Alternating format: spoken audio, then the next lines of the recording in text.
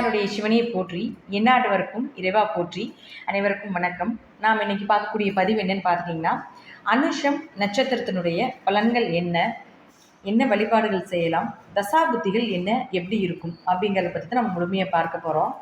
அதற்கு முன்னாடி நம்மளுடைய சேனலை சப்ஸ்கிரைப் பண்ணிக்கோங்க. பெல் பட்டனில் ஆல் அப்படின்னு சொல்லக்கூடிய பட்டனை கிளிக் பண்ணிக்கோங்க. அனுஷம் சனி பகவானுடைய நட்சத்திரம், சூரியனுடைய கர்மாவை வாங்கின நட்சத்திரம். அனுஷ நட்சத்திரத்தின் அதிதேவதை லக்ஷ்மி.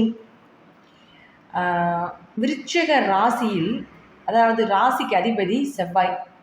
இந்த சனிக்கும் செவ்வாய்க்கும் கடுமையான பகை. ஆனால் இந்த அனுஷ நட்சத்திரம் பாருங்கள், 4 பாதமுமே விருச்சிகத்துக்குள்ளே தான் இருக்கும். ரொம்ப பவர்ஃபுல்லான நட்சத்திரம். அப்போது அந்த நட்சத்திரம் அப்படிங்கிறது சந்திரன் நீசமாகிறார் அந்த இடத்துல. ஏன் அப்படின்னா, செவ்வாய் சனி செயற்கையாகும் பொழுது இந்த அனுஷ நட்சத்திரக்காரர்களுடைய வாழ்க்கையில் எல்லாமே ஒரு போராட்டத்துக்கு பின்பு தான் கிடைக்கும். ஆனால் மிகப்பெரிய பிரம்மாண்டமான வெற்றிகளையும் நிச்சயமாக ஏற்படுத்தி கொடுப்பார். சனி பகவான் ரொம்ப ஸ்லோவாக சுற்றக்கூடிய கிரகம் இல்லைங்களா? சனி பகவான் 12 ராசி கட்டத்தை ஒரு முறை சுற்றி வருவதற்கு 30 வருடம் எடுத்துக்கிறார். அப்போது இருப்பதிலேயே மிகவும் ஸ்லோவாக சுற்றக்கூடிய கிரகம் சனி பகவான் தான். அப்போ அவர் என்ன செய்வார்? எதையுமே தாமதப்படுத்தி தான் கொடுப்பார். ஆனால் சனி பகவான் கொடுக்கக்கூடிய விஷயங்கள் எல்லாமே நிரந்தரமானது, எப்பொழுதும் நம் கைவிட்டு போகாதது. அவசரப்பட்டு நீங்கள் செய்யக்கூடிய எல்லா விஷயங்களும் தோல்வியில் தான் முடியும். ஏன்னா அந்த இடத்துல சந்திரன் நீசம். சந்திரன் 2.25 நாளுக்கு ஒரு தடவை சுற்றக்கூடியவர், ஒரு ராசி கட்டத்தை சுற்றக்கூடியவர். ஒரு நட்சத்திரத்துக்கு 24 மணி நேர கணக்கில் நிற்கிறார். அப்போது சனி பகவான் அப்படி இல்லையே, ஒரு கட்டத்திலேருந்து இன்னொரு கட்டத்துக்கு போகிறதுக்கு 2.5 வருஷம் பண்ணுறாரு. இது 2.25 வருஷம். அப்போது இந்த சந்திரன் நீசம் ஆகக்கூடிய ஒரு காரணத்தினால இந்த அனுஷ நட்சத்திரக்காரர்கள் அவசரப்பட்டு எந்த முடிவை எடுத்தாலும் அது தோல்வியிலேயே முடியும். எதை செய்தாலும் தீர்க்கமாக, பொறுமையாக, நிதானமாக, எத்தனை நாட்கள், எத்தனை மாதங்கள், எத்தனை வருடங்கள் கூட எடுத்துக்குவாங்களே தவிர, அப்படி எடுக்கக்கூடிய அந்த விஷயங்கள் எல்லாமே இவர்களுடைய வாழ்க்கையில் மிகப்பெரிய ஒரு சக்ஸஸ் கொடுக்கக்கூடிய ஒரு காலகட்டங்கள். மிகப்பெரிய சக்ஸஸ் அதில் நீடித்து இருக்கும். அதில் மிகப்பெரிய ஒரு பிரம்மாண்ட வளர்ச்சியும் ஏற்படுத்தி கொள்வார்கள் அப்படிங்கிறது மாற்றமில்லை. அனுஷ நட்சத்திரம் சனி பகவான் அப்படின்னா கீழ்நிலை தொழில்கள். ஒரு பெரிய லெவலுக்கு வர முடியாது, பெரிய போஸ்டிங் அப்படிங்கிறது கிடைக்காது. நல்ல திறமையானவர்கள், எந்த தொழிலை பற்றி கேட்டாலும் தெரியும். பல தொழில் செய்யக்கூடிய அமைப்பும் இவர்களுக்கு உண்டு. எல்லாத்துக்குமே அட்வைஸ் செய்யக்கூடியவர்கள், எல்லாத்துக்குமே தன்னுடைய தொழிலை பற்றி சொல்லிக் கொடுத்து தான் வளர்ந்தால் மட்டும் பத்தாது, தன்னை சார்ந்து இருக்கக்கூடியவர்களும் வளர வேண்டும் அப்படிங்கிற எண்ணம் இவர்களுக்கு முழுமையாக உண்டு. அப்போது தன்னை சுற்றி இருக்கக்கூடியவர்கள், தன்னோட வேலை செய்யக்கூடியவர்கள், தன்னுடைய குழந்தைகள், தன்னுடைய மனைவி, கணவர் எல்லாத்தையுமே நல்லா பார்த்துக்கக்கூடிய குணம் இவர்களுக்கு உண்டு. ஏன்னா சனி பகவான் அப்பேற்பட்ட கெப்பாசிட்டி பொருந்தியவர்கள். இப்போது இந்த அனுஷ நட்சத்திரத்தில் பிறந்தவர்கள் பாருங்கள், தன்னுடைய வாழ்க்கையில் எல்லா விஷயத்திலையுமே தயங்கி செய்வாங்க. எதா இருந்தாலும், ஏன்னா நிறைய அடிபடுவாங்க, நிறைய அனுபவங்கள், நிறைய வழிகள். அதே போல் இவர்கள் என்ன செய்வாங்க, இவருடைய தொழிலை மற்றவர்களுக்கு சொல்லிக் கொடுத்து அவர்களை வளர்த்தி விடுவார்கள். ஆனால் திரும்பி எதை எதிர்பார்த்தாலும் இவர்களுக்கு கிடைக்காது. தொழில், பணம், பொருளாதாரம், சொந்த பந்தம் எல்லாத்துக்குமே அள்ளி அள்ளி செய்யக்கூடிய நட்சத்திரக்காரர்கள் இவர்கள். ஆனால் திரும்பி எதுவுமே எதிர்பார்க்கக்கூடாது. இதுதான் உங்களுடைய கர்மா. ஏன் அப்படின்னா, சூரியனுடைய கர்மாவில் பிறந்தால் இந்த பூர்வீகம் சார்ந்த சொத்துக்கள், அப்பா வழியில் எந்த ஒரு நல்லதுமே நடக்காது. தந்தை வழி, பரம்பரை சொத்துக்கள், இதில் எல்லாமே பெரிய அளவுக்கு எதிர்பார்க்காதீங்க, பெருசாக நடக்காது. அப்படி 1000ல் ஒருத்தருக்கு 2 பேருக்கு நடக்கிறதா அது ரேர். அது அவங்களுடைய ஜாதகத்தில் நல்லா ஒரு யோகமான அமைப்பில் இருந்தால் மட்டுமே அது ஏதாவது ஒரு வம்பு வழக்குகளையோ ஏதாவது ஒரு விஷயத்திலையோ நாம் திரும்ப பெறலாம் அப்படிங்கிற அமைப்பு உண்டு. ஆனால் இந்த பூர்வீகம் சொத்து, அப்பா சார்ந்த சொத்து, தந்தைக்கு கண்டம் ஏற்படுவது, தந்தைக்கு வளர்ச்சி இல்லாமல் இருப்பது, நீங்கள் வளர வளர வளர தந்தை அப்படின்னு சொல்லக்கூடியவர் அவருடைய வளர்ச்சி குறைந்து கொண்டே போவதற்குண்டான அமைப்பும் ஏற்படுத்தி கொடுத்துவிடும் ஒரு சில ஜாதகத்தில். அப்போ இந்த அனுஷ நட்சத்திரம் சூரியனுடைய நட்சத்திரத்தில், சூரியனுடைய கர்மா நட்சத்திரத்தில் வாங்கியிருக்கிறதுனால தலை சார்ந்த பிரச்சனைகள் ஏற்படும். தலைவலி, தலையில் அடிபடுறது, ஹார்ட் சம்மந்தப்பட்ட, இருதயம் சம்மந்தப்பட்ட பிரச்சனைகள், அதிக கோபம், அதிக உஷ்ணம், இதெல்லாமே உங்களுக்கு உண்டு. இதில் நீங்கள் கொஞ்சம் கவனமாக இருந்து செயல்பட வேண்டும். காலபுருஷனுக்கு 8வது ராசி, 8 அப்படிங்கிறது நாம் விருச்சிகத்தை சொல்கிறோம் 8வது ராசியாக. 8ஆம் இடம் அப்படிங்கிறது மறைமுகமாக இருக்கக்கூடிய எல்லா விஷயங்களுமே இந்த 8 தான். உயிர் சொத்து 8, திடீர் வருமானம் 8, திடீர் இழப்புகள் 8. ஒரு நல்ல வளர்ச்சியை கொடுத்து நல்ல ஜெயிஞ்சாட்டிக்காக வாழ்ந்துட்டு இருக்கக்கூடிய காலத்தில் திடீர்னு கீழே மறுபடியும் 0 லெவலுக்கு வரக்கூடியது இந்த 8ஆம் இடம். ஆனால் பயங்கர டேலண்டானது, நிறைய யோசனைகள் உண்டு. இந்த 8ஆம் ராசியில் பிறந்த சனி பகவான்னா அவருடைய எண் 8. அப்போது இந்த 8வது நட்சத்திரம், 8ஆம் நம்பரில் இருக்கக்கூடிய நட்சத்திரமாக இருக்கக்கூடிய நீங்கள் எப்படி இருப்பீங்க அப்படிங்கிறது பார்த்துட்டிங்கன்னா, எல்லாமே உங்கள்கிட்ட நிறைய ரகசியங்கள் இருக்கும். பல பேருக்கு பல விஷயங்கள் சொல்லி கொடுத்தாலும் அதனுடைய சூட்சும விதிகள் என்ன அப்படிங்கிறது நீங்கள் யாருக்குமே காட்டி கொடுக்க மாட்டீங்க. ஏன்னா அதில் ஏதாவது ஒரு தப்பு நடந்துட்டால் என்ன பண்ணுறது அப்படிங்கிற ஒரு யோசனையும் உண்டு. சனி பகவான் தராசை போன்றவர் இல்லையா? அப்போ எல்லாருக்குமே பாரபட்சம் பார்க்காம இருக்கக்கூடியவர். அகழ் ஆராய்ச்சி துறை, துப்புரவு பணியாளர்கள், இன்ஜினியரிங் சம்பந்தப்பட்ட துறை, இரும்பு சார்ந்த துறைகள், எண்ணெய் வித்துக்கள் சார்ந்த துறைகள், அதே போல் ஆராய்ச்சி சம்பந்தப்பட்ட துறைகள், கண்டுபிடிக்கக்கூடிய எல்லா விஷயங்களுமே 8ஆம் இடம் தான். புதிய புதிய விஷயங்கள் கண்டுபிடிக்கிறது, புதைந்து இருக்கக்கூடிய எல்லாத்தையுமே வெளியே கொண்டு வருவது, கீழே நிலத்துக்கு கீழே இருக்கக்கூடிய எல்லா விஷயம் புதைந்திருக்கக்கூடிய எல்லா இந்த புதையல் யோகம் இதெல்லாமே இவர்களுக்கு உண்டு. அப்போ அது எல்லாமே உங்களுக்கு இந்த அனுஷ நட்சத்திரக்காரர்களுக்கு இயற்கையாகவே அதனுடைய மைண்ட் அப்படிங்கிறது உண்டு. 8ஆம் இடம் அப்படிங்கிறது பிரபஞ்ச ரகசியம் அப்படின்னு சொல்கிறோம். அப்போ பிரபஞ்சத்தை பற்றி படிக்கக்கூடியது, நாசா சம்மந்தப்பட்ட துறையில் ஒர்க் பண்ணக்கூடியது, சயின்டிஃபிக்கலாக எல்லா விஷயங்களும் தெரியும் இவர்களுக்கு. அதே போல் இந்த அனுஷம், அதாவது சனி பகவானுடைய நட்சத்திரமாக 2வது நட்சத்திரமாக இருக்கக்கூடிய அனுஷ நட்சத்திரம் அப்படிங்கிறது பழமையை விரும்பக்கூடியவர்கள். எதுலேயுமே ஒரு பழமை இருக்கணும். பழைய விஷயத்தை புதுமையாக்கக்கூடியவர்கள், பழைய விஷயத்தை தேடி பிடிக்கக்கூடியவர்கள், ஆன்மீகம், ஆராய்ச்சி துறை, இறை வழிபாடு இதெல்லாமே ரொம்ப நம்பிக்கை வைத்திருக்கக்கூடிய நபர்கள். ஆன்மீகத்தை எப்பேற்பட்ட, அதாவது தன்னுடைய மதம் சார்ந்த விஷயத்தில், தன்னுடைய மதம், தன்னுடைய இனம், தன்னுடைய ஜாதி, இந்த மாதிரி இருக்கக்கூடிய விஷயத்தில் ரொம்ப நம்பிக்கையும் அதில் ரொம்ப பற்றாக இருக்கக்கூடிய நபர்களாக இருப்பார்கள். ஆனால் ஒரே ஒரு மைனஸ் என்னன்னு பார்த்துட்டிங்கன்னா, கொஞ்சம் அவசர குணம், அதிகமான கோபம் இதெல்லாமே இவர்களுக்கு வரும். தன்னை மீறின கோபம், தனக்கு என்ன செய்கிறோம் ஏது செய்கிறோன்னு தெரியாமல் கோபப்பட்டுட்டு பின்னாடி யோசிக்கிறது, அவசரப்பட்டு பணத்தை போட்டுறது, மறுபடியும் அதில் லாஸ் ஆனதுக்கப்புறம் மறுபடியும் யோசிக்கிறது, சொந்த புத்தியில் நிறைய இழப்புகளையும் நடத்தியிருப்பார். அதனால் எதையுமே நீங்கள் ஆரம்பத்தில் சொன்ன மாதிரி யோசிச்சு பண்ணுங்கள், பொறுமையாக இருங்க. நீங்கள் பொறுமையாக, நான் தான் சொல்கிறேனே, வருடக்கணக்காக ஆனாலும் கூட பரவாயில்ல ஒரு விஷயம் செய்கிறது, ஆனால் அது தாழ்ந்து நீங்கள் செஞ்சீங்கன்னா, பொறுமையாக செஞ்சீங்கன்னா நிச்சயமாக அது வெற்றி உண்டு, நிரந்தரமாக இருக்கும். நீங்கள் என்ன பண்ணினீங்கனாலும் அது உங்களுக்கு நிரந்தரம் தான். ஆனால் பொறுமையாக செய்யணும். நீங்கள் சேர்த்து வச்ச சொத்துக்கள், நீங்கள் சேர்த்து வச்ச வண்டி வாகனங்கள், நீங்கள் என்னெல்லாம் உங்கள் உழைப்பில் வாங்குறீங்களோ அனைத்தும் நிரந்தரமாக உங்கள் வம்சத்திற்கு அது அழியா சொத்தாக சேர்த்து வைப்பீங்க அப்படிங்கிறதுல மாற்றமே கிடையாது. அதனால் கொஞ்சம் பொறுமையாக செயல்படுங்க அப்படிங்கிறது ஒரு சின்ன அட்வைஸாக கூட எடுத்துக்கலாம். சனி பகவானுடைய முதல் திசை பிறக்கும், அதாவது 19 வருட காலங்கள் சனி பகவானுடைய திசை. முதல் திசையாக சனி திசையே வரும். அப்போது ஏகதேசமாக நம்ம ஒரு 10லிருந்து 15 வருட கணக்கில் எடுத்துட்டாலும் கூட சனி பகவான் உங்கள் ஜாதகத்தில் நல்லா இருந்துட்டால் நிச்சயமாக அந்த நீங்கள் பிறந்ததுக்கப்புறம் உங்களுடைய இளமை காலங்கள் சந்தோஷமாக இருக்கும். ஆனால் கொஞ்சம் நோய் நொடிகள், மருத்துவ செலவுகள் இதெல்லாமே உங்கள் குடும்பத்தில் நடந்துகிட்டு இருக்கணும். அதே போல் இந்த கொடி சுற்றி பிறக்கிறது, தன்னுடைய சொந்த ஊரில் இல்லாமல், சொந்த இடத்துல இல்லாமல் வெளியே போகிறது, அல்லது உங்கள் தந்தை நீங்கள் பிறந்ததுக்கப்புறம் உங்கள் தந்தை உங்களை விட்டுட்டு வெளிநாடோ வெளியூரோ போய் பழைக்கக்கூடிய ஒரு சூழ்நிலைகள் இதெல்லாமே கொடுத்துரும். ஏன்னா சூரியனுடைய கர்மா இல்லையா? நீங்கள் பிறந்ததுக்கப்புறம் ஆனால் தந்தை டவுன் ஆவாங்க, அல்லது தந்தை உங்களை விட்டு பிரிந்து போய் வாழக்கூடிய அமைப்பை ஏற்படுத்தி கொடுத்துரும். இது ஒரு அமைப்பு. அப்போது இளமை காலத்தில் கொஞ்சம் கவனமாக இருக்கணும். மந்த குணங்கள் உண்டு, படிப்பில் கொஞ்சம் நாட்டம் இல்லாமல் இருக்கிறது இதெல்லாமே ஏற்படுத்தி கொடுக்கும். சனி நல்லா இருக்கிறார் அப்படின்னா ஒரு வளர்ச்சி, சனி நல்லா இல்லைன்னா உங்களுடைய ஜாதகத்தில் கொஞ்சம் படிப்பு சார்ந்த விஷயங்களில் கொஞ்சம் கவனமாக இருங்க. ஒரு சீக்கிரம் புரிந்து கொள்ளக்கூடிய தன்மைகள் இருக்காது. அப்போ சனி பகவான் அந்த ஜாதகத்தில் நம்ம பார்க்குறப்போ சனி பகவானுடைய பிரீத்தி பண்ணுறது, சனி பகவானுக்கு உண்டான வழிபாடுகள் செய்யும்பொழுது ஓரளவுக்கு இந்த மந்த குணம் அப்படிங்கிறது கொஞ்சம் குறையும். அடுத்து பாருங்கள், புதன் திசை வரும். இந்த புதன் அப்படின்னு சொல்லக்கூடியவர் 17 வருட காலங்கள் திசை நடத்துவார். இந்த 17 வருட காலங்கள் திசையில் புதன் அப்படின்னு சொல்லக்கூடிய நம்ம ஏகதேசமாக நம்ம ஒரு 15 வயசுலேருந்து கணக்கு எடுத்தனால ஒரு 30 வயதுக்குள்ள நம்ம கணக்கு போட்டுக்கணும். இந்த காலகட்டங்கள் உங்களுக்கு மேல் படிப்பு, உங்களுடைய வேலை, உங்களுடைய திருமணம் இதெல்லாமே புதன் தான் கண்டிப்பாக செய்வார். உங்கள் ராசிக்கு புதன் யார்? 8 மற்றும் 11ஆம் அதிபதி. கவனமாக இருக்கணும். 8ன்னா அவமானம்னு சொல்கிறோம்.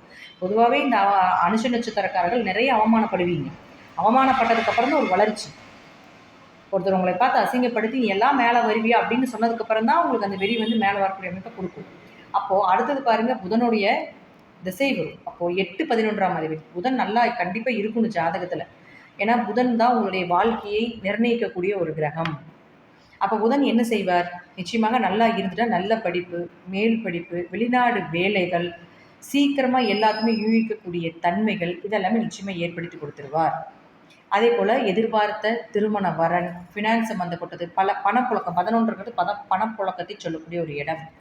அப்போது பணப்புழக்கங்கள் அதிகமாகிறது, உங்களுடைய உழைப்புக்கு உண்டான வேலை வாய்ப்புகள் இதெல்லாமே ஏற்படுத்தி கொடுத்துருவார். புதன் கெட்டுட்டா அவங்க ஜாதகத்தில் ரொம்ப கவனமாக இருக்கும். எதில் எந்த இடத்துலேருந்து பழி பாவங்கள் வரும்னு சொல்ல முடியாது. அவமானங்கள் வரும், பெண்கள்னால பிரச்சனைகள், நண்பர்கள்னால பிரச்சனைகள். ஏன்னா உங்கள் ராசிக்கு அந்த சனி பகவான்லேருந்து புதன், அதாவது உங்கள் ராசியிலேருந்து புதன் அப்படிங்கிறது 8ஆம் இடங்கிறதுனால எப்படி எந்த இடத்துல எந்த நேரத்தில் பிரச்சனைகள் வரும் அப்படிங்கிறத நம்ம சொல்லவே முடியாது. அப்போ அவரே 11ஆம் அதிபதியாக இருக்கிறதுனால 11ங்கிறது இல்லீகல் தொடர்பு அப்படின்னு சொல்லுவோம். அப்போ ஏதாவது ஒரு தேவையில்லாத தொடர்புகள் மூலமாக பிரச்சனைகளை கொடுப்பது இதெல்லாமே கொடுத்து, மூத்த சகோதரர்கள் மூலமாக, உடன் பிறந்தவர்கள் மூலமாக ஒரு சின்ன சின்ன மனக்கசப்புகள், ஒரு வளர்ச்சி தடைகள் இதெல்லாமே ஏற்படுத்தி கொடுத்து விடுவார். அதான் புதன் உங்கள் ஜாதகத்தில் நல்லா இருந்துட்டால் ஓரளவுக்கு வளர்ச்சி, ஒரு வேலை வாய்ப்புகளும். நல்லா இல்லைன்னா கொஞ்சம் பெண்கள் சார்ந்த விஷயத்தில் ஆண்களும், ஆண்கள் சார்ந்த விஷயத்தில் பெண்களும் இருக்கணும். ஏன்னா 8ங்கிறது நம்ம ஜெயில் அப்படின்னு கூட சொல்லுவோம், சிறைவாசம் அப்படிங்கிறது கூட சொல்லுவோம். ஸோ இதெல்லாமே கூட கொஞ்சம் நேரங்காலங்கள் சரியில்லைன்னா அது மாதிரி கேஸ் ஏதாவது வர்றதுக்கு இதெல்லாமே கொடுத்துரும். அதெல்லாம் கொஞ்சம் கவனமாக இருக்கும். அடுத்தது பாருங்கள், இந்த புதன் முடிச்சிடுவார். அடுத்தது கேது வருவார். ஒரு 7 வருட காலங்கள், நம்ம 30லேருந்து 37 வயதுக்கு போடுறோம். இந்த கேது அப்படின்னு சொல்லக்கூடிய ரொம்ப முக்கியங்க ஜாதகத்தில், நம்ம ஜாதகத்தில். ஏன்னா கேதுன்னா சர்ப்பம்னு சொல்கிறோம், அது வந்து 5 தலை நாகம்னு சொல்கிறோம். அறிவு நிறைய கொடுத்துருவார், ஞானத்தை கொடுத்துருவார். கேது எந்த இடத்தில் வேணால் இருக்கட்டும், கேது திசை வந்த உடனே உங்களுக்கு என்ன செய்வார்னா ஃபஸ்ட்டு வந்து குழப்பங்களை கொடுப்பார். ஏன் நமக்கு இப்படி இருக்குது, என்ன காரணம், நமக்கு ஏன் இது வந்து ஒரு ஆன்மீக நட்சத்திரம். மனுஷன் வந்து ஆன்மீகம், சாஸ்திரம் இதெல்லாமே படிக்கக்கூடிய நட்சத்திரம். உங்கள் ஜாதகத்தில் சாஸ்திரம் படிக்கக்கூடிய அமைப்பெல்லாம் இருக்குதுன்னா இந்த கேது திசையில் சாஸ்திரத்தை படிக்க வச்சிடும். அது சார்ந்த தொழிலை கொண்டு உங்களை தள்ளி விட்டுரும். அப்போது கேது நல்லா இருந்தாலும் நல்லா இல்லாட்டியும் உங்களை உணரக்கூடிய தன்மை கொடுத்து விடும். கணவன் மனைவிக்குள்ள கொஞ்சம் பிரச்சனை, ஏன் இதெல்லாம் வருது, குழந்தைகள் சார்ந்த விஷயத்தில் மருத்துவ செலவுகள் இதெல்லாமே ஏற்படுத்தி கொடுத்து விடுவார். நல்லா இருந்து விட்டால் கேது கொடுத்து கெடுத்து கொடுப்பார். ஃபஸ்ட்டு கெடுப்பார், பின்பு கொடுப்பார். இதுதான் கேதுனுடைய தன்மை. கேது நல்லா இல்லை அப்படின்னா கொஞ்சம் கவனமாக இருந்து செயல்படுத்திக்கோங்க. ஏன்னா இந்த 7 வருட காலங்களும் கொஞ்சம் உங்களுடைய வாழ்க்கையில் நிறைய பிரச்சனைகளை கொடுத்து மறுபடியும் சுக்கிரன் வரும்போது சுக்கிரனுடைய தன்மையில் நிறைய அள்ளி கொடுத்துருவார். அடுத்தது பாருங்கள், உங்களுக்கு சுக்கிர திசை. இந்த சுக்கிரன் நம்ம கணக்கெடுத்துட்டா 20 வருட காலங்கள் சுக்கிர திசை. அதாவது உங்களுடைய வளர்ச்சிக்குண்டான வயதில் சுக்கிரன் வர்றது யோகம். ஒரு 35 வயசுலேருந்து 45, 55 வயசு வரைக்கும் நம்ம கணக்கு போட்டுக்கலாம். உங்கள் ஜாதகத்தில் பார்த்தீங்கன்னா தெரியும் எத்தனை பீரியடு உங்களுக்கு எந்த வருஷத்துலேருந்து சுக்கிரன் வருதுன்னு எழுதியிருப்பாங்க. அப்போது இந்த சனி பகவானுக்கு ரொம்ப நட்பு கிரகங்க சுக்கிரன், பயங்கரமான நட்பாக இருக்கக்கூடியவர்கள். ஜாதகத்தில் பாருங்கள் 7, 12 கூடியவர். உங்கள் ராசிக்கு சுக்கிரன் வந்து 7 மற்றும் 12ஆம் அதிபதி. நல்ல திருமண வாழ்க்கை, குடும்பத்தில் சந்தோஷங்கள், மகிழ்ச்சி, குடும்ப தேவைகளை பூர்த்தி பண்ணுறது. நல்லா இருந்து விட்டால் குடும்ப தேவைகளை பூர்த்தி பண்ணுறது, குழந்தைகளுக்கு தேவையான எல்லா அத்தியாவசியங்களையும் பண்ணி கொடுக்குறது, வீடு மனை சொத்து சுகங்கள், லக்ஸரியான கார், எதிர்பார்த்த அளவுக்கு வருமானங்கள் இது எல்லாமே கொடுத்துருவார். அது மட்டும் இல்லாமல் அவர் 12ஆம் அதிபதியாகவும் வர்றதுனால வெளிநாட்டு வேலை, வெளியூர், கடல் கடந்து மலை கடந்து சென்று வேலைகள் எல்லாமே ஏற்படுத்தி கொடுத்து விடுவார். அப்படி இல்லைனாலும் குடும்பத்தோட சந்தோஷமாக பயணங்கள், ஏதாவது ஒரு விஷயத்துக்காக ட்ராவலிங்கில் இருக்கிற மாதிரி இந்த மாதிரி விஷயங்கள் எல்லாமே ஏற்படுத்தி நிச்சயமாக கொடுத்துருவார். சுக்கிரன் நல்லா இல்லைனாலும் இந்த சனி பகவானுக்கு சுக்கிரன் நட்பு கிரகமாக இருக்கிறதுனால நீங்கள் எதிர்பார்த்த விஷயங்கள் கண்டிப்பாக இந்த கேதில் நிறைய அடிபடுவீங்க. அதற்குண்டான எல்லா மருந்துக்கும் காயமாகவும் ஒரு அதிர்ஷ்டமாகவும் இந்த சுக்கிரதிசை நிச்சயமாக இருக்கும் அப்படிங்கிறதுல மாற்றமே கிடையாது. சுக்கிரன் உங்கள் ஜாதகம் நீசமாக இருந்தாலும் கூட ஓரளவுக்கு நல்ல பலன்கள் ஃபஸ்ட் ஆஃப் செகண்ட் ஆஃப்னு பிரிக்கணும். நல்லா இல்லைனாலும் எப்படி இருக்கிறாரு அப்படின்னு உங்கள் ஜாதகத்தில் பார்க்குறப்போ ஃபஸ்ட் ஆஃப் செகண்ட் ஆஃப் பிரிக்கிறப்போ எந்த டைமில் உங்களுக்கு யோகத்தை கொடுப்பாரோ அந்த டைமில் வரக்கூடிய யோகத்தை நீங்கள் தக்க வைத்து கொள்ள வேண்டும் அப்படிங்கிறது இந்த சுக்கிரதிசையினுடைய ஒரு அமைப்பு. அடுத்தது பாருங்கள், சூரிய திசை வரும். இதில் நீங்கள் ரொம்ப கவனமாக இருக்கணும். ஏன்னா ஒரு 55 வயசுக்கு மேலே சூரியன் வராரு. சூரியன் யார் உங்களுக்கு? உங்கள் கர்மாவை கழிக்கக்கூடிய கிரகம். அனுஷ நட்சத்திரத்தினுடைய கர்ம காரகனாக சூரியன் வருகிறார். அப்போ சூரியன் என்ன செய்வார் அப்படின்னா இந்த 6 வருட காலங்கள் சூரிய திசை. சூரியன் எப்படி திரிகோணத்திலேயோ ஆட்சி உச்சம் பலம் பெற்றுட்டா பிரச்சனைகளை கொடுத்தாலும் காப்பாற்றி விட்டுருவார். ஒருவேளை சூரியன் நல்லா இல்லை ஜாதகத்தில் அப்படின்னா இந்த 6 வருட காலங்கள் பூர்வீக சொத்து பிரச்சனைகள், தந்தை இழப்பு, தந்தைய உறவுகள் மூலமாக நிறைய பிரச்சனைகள், வளர்ச்சி தடையாகிறது, சுக்கர திசையில் எல்லாமே கொஞ்சம் சம்பாரிச்சது எல்லாமே இந்த சூரியனில் விட்டுறது, இதெல்லாமே வந்துடும். அப்போது தலையில் அடிபடுறது, ஹார்ட் சம்மந்தப்பட்ட பிரச்சனைகள், மருத்துவ செலவுகள். இந்த சூரியன் யார் உங்களுக்கு? உங்களுடைய விருச்சிக ராசிக்கு 10ஆம் அதிபதி. தொழிலில் சரியான அடி விழுகும். அப்போ இதெல்லாம் கொஞ்சம் கவனமாக இருக்கணும். சூரியன் நல்லா இருந்துட்டால் இதெல்லாம் கொடுத்து காப்பாற்றிடுவார். பிரச்சனைகளை கொடுத்தாலும் உங்கள் கர்மா கழிஞ்சு அதற்குண்டான ஒரு நல்ல வாய்ப்புகளையும் ஒரு வளர்ச்சியை கொடுப்பாரோ இல்லையோ, ஆனால் பிரச்சனையிலிருந்து ஓரளவு காப்பாற்றி விடுவார் அப்படிங்கிற ஒரு அமைப்பை கொடுத்துரும். அடுத்து பாருங்கள், இந்த சந்திர திசை. இந்த சந்திரன் அப்படின்னு சொல்லக்கூடியவர் பாருங்கள், ஏகதேசமாக உங்களுக்கு ஒரு 60லேருந்து 70 வயதுக்குள்ளே நம்ம கணக்கு போட்டுக்கலாம். இந்த சந்திரன் அப்படின்னு சொல்லக்கூடிய உங்களுக்கு 9ஆம் அதிபதி. அப்போது இந்த 9ஆம் அதிபதி உங்கள் ராசியில் நீசமாகிறாரா? அப்போ இந்த நீச திசையில் உங்களுக்கு எதிர்பார்ப்புகளை குறைத்து கொள்ளுங்கள். அப்போது இந்த சந்திரனை தாண்டி செவ்வாய் இருக்கிறது யோகம். அப்படி அந்த அளவுக்கு ஆயுள் பலம் உங்களுக்கு இருந்துருச்சுன்னா அந்த செவ்வாய் உங்களுக்கு அடுத்து வரக்கூடிய செவ்வாய் திசை உங்களுக்கு யோகத்தை கொடுக்கும். ஆனால் சந்திரன் நீசமாக இருக்கிறதால கொஞ்சம் மனம் சார்ந்த பிரச்சனைகள், உடல் சார்ந்த பிரச்சனைகள், இதெல்லாமே ஏன்னா சந்திரன் நீசம் உங்கள் ஜாதகத்தில். அப்போ இது எல்லாமே கொஞ்சம் கொடுப்பார். ஏதாவது ஒரு குரு பார்வையோ, சுக்கிரனுடைய பார்வையோ, சுபர்களுடைய சேர்க்கையோ பெற்றுவிட்டால் இந்த சந்திரன் அப்படியே நீசபங்க ராஜயோகமாக மாறி மிகப்பெரிய யோகத்தை கொடுத்துட்டு போயிடும். அப்படி இல்லை, பாவலனுடைய தொடர்போ பாவலனுடைய பார்வையோ பெற்றுவிட்டால் சந்திர திசையில் கொஞ்சம் கவனமாக இருங்க. பிற்கால வாழ்க்கை கொஞ்சம் கடினமாக இருக்கும். கூட யாருமே இருக்க மாட்டாங்க. தனிமையில் வாழக்கூடிய ஒரு அமைப்பு. உங்களுக்கு ஆறுதல் சொல்லுவதற்கு கூட ஆள் இல்லாமல் போகக்கூடிய சூழ்நிலைகள் வரும். அந்த சந்திரன் ஏதாவது ஒரு வழியில் கெட்டுவிட்டால் நிச்சயமாக கொஞ்சம் கவனமாக இருங்க. சுபர்களுடைய சேர்க்கையில் இருந்து விட்டால் நிச்சயமாக இது யோகமாக மாறி உங்கள் கூட இருப்பதற்கு ஒரு ஆளோ அல்லது உங்களுக்கு துணைக்கோ ஏதாவது ஒரு வழி வகையில் உங்களுக்கு வருமானத்துக்கோ உங்கள் ஜீவனத்துக்கோ குறைவில்லாமல் இருக்கும். அடுத்து செவ்வாய் திசை. செவ்வாய் ஒரு 7 வருட காலங்கள் வருவார். இந்த 7 வருட காலங்கள் உங்களுடைய ராசி அதிபதியினுடைய அமைப்பு இல்லையா? அப்போ ஓரளவு உங்களுக்கு மன நிம்மதி அப்படிங்கிறது இருக்கும். ஆனால் அவரே 6ஆம் அதிபதியாகவும் இருக்கிறதுனால இந்த செவ்வாயை தாண்டி இருப்பது அப்படிங்கிறது கொஞ்சம் கடினம் தான். இப்போது இதில் உங்களுக்கு எந்த பீரியட் நல்லா இருக்கும் அப்படின்னு பார்த்தீங்கன்னா புதன் அருமையாக இருக்கும். புதன் நல்லா இருக்கணும், சுக்கிரன் நல்லா இருக்கணும். இந்த ரெண்டும் நல்லா இருந்து தப்பிக்கிறோம். அதே போல் ஆரம்ப காலகட்டங்கள் சனி பகவான். இந்த சனி பகவான் நல்லா இருந்தால் இளமை காலங்கள் நல்லா இருக்கும்.